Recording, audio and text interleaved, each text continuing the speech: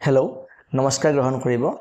আজিকালি আমাৰ বহুত মানুহে শেয়াৰ মাৰ্কেটৰ প্ৰতি আগ্ৰহী হোৱা দেখা গৈছে বহুত মানুহে আজিকালি শেয়াৰ বজাৰত ধন বিনিয়োগ কৰে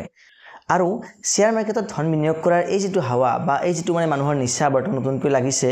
ইয়াৰ মাজতে বহুত মানুহৰ মনত এইটো চিন্তাও আহিছে যে যিবিলাক চৰকাৰী চাকৰিয়াল সেই চৰকাৰী চাকৰিয়াল বিলাকে শেয়াৰ বজাৰত ধন বিনিয়োগ কৰিব পাৰে নে নোৱাৰে তেওঁলোকে শেয়াৰ মাৰ্কেটত ট্ৰেডিং কৰিব পাৰে নে নোৱাৰে আৰু ইয়াৰ উত্তৰটো হ'ল এনে ধৰণৰ যে যদিহে আপুনি এজন গভৰ্ণমেণ্ট চাকৰিয়াল চৰকাৰী চাকৰিয়াল তেনেহলে আপুনি শেয়াৰ বজাৰত ধন বিনিয়োগ কৰাত কোনো বাধা নাই আপুনি বিনিয়োগ কৰিব পাৰে কিন্তু আপুনি ট্ৰেডিং কৰিব নোৱাৰে অৰ্থাৎ আপুনি ইন্টাৰডে ট্ৰেডিং বা ফিউচাৰ অপচন ট্ৰেডিং আপুনি কৰিব নোৱাৰে ইয়াৰ এটা কাৰণ আছে কাৰণটো হ'ল যে যদিহে আপুনি ট্ৰেডিং কৰে তেনেহলে আপুনি বেলেগ কাম বাদ দি আপুনি ট্ৰেডিংত কি কৰিব লাগিব স্পেকুলেশন কৰিব লাগিব অৰ্থাৎ আপুনি চিন্তা কৰিব লাগিব যে কোনটো ষ্টক কিনিলে আপোনাৰ লাভ হ'ব কোনটো কিনিলে লোকসান হ'ব পাৰে গতিকে আপুনি সেইবিলাক কৰি থাকোঁতে যদি আপোনাৰ সময়খিনি গুচি যায় তেনেহলে আপুনি নিজৰ কৰ্তব্য কেনেকৈ কৰিব এইটো কাৰণতে চৰকাৰী কৰ্মচাৰীক ট্ৰেডিং কৰাত বাধা দিয়া আছে কিন্তু তেওঁলোকে ইনভেষ্ট কৰিব পাৰে লং টাৰ্ম ইনভেষ্ট কৰিব পাৰে তাত কোনো সমস্যা নাই গতিকে যদিহে আপুনি এজন চৰকাৰী কৰ্মচাৰী আপুনি নিশ্চিন্তমনে ইনভেষ্ট কৰক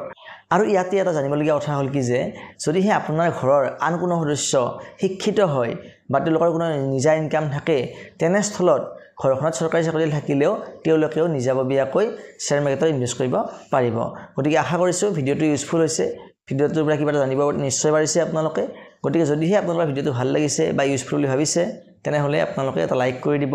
আপোনাৰ লাইকটোৱে মোক বহুত মটিভেশ্যন দিয়ে আৰু চেনেলটো সাবস্ক্ৰাইব কৰি দিব থ্যাংক ইউ